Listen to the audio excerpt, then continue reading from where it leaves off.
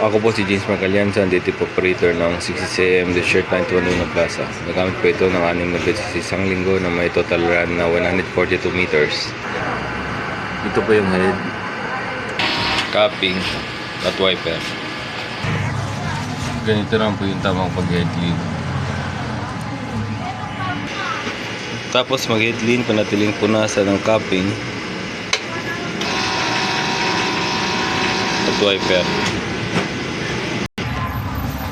Ganito lang po yung tamang pag nasa check.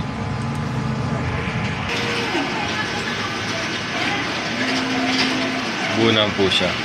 Ito po yung wheel stand, kakapalit lang po nito kahapon. ABR. Ito naman yung ink tank niya, nasa tamang level naman po.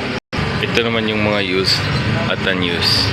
Meron akong 4 na film, 11 powder, 7 white, 3 yellow, 4 na black, 1 magenta at 1 cyan at 7 solution at 2 QE solution.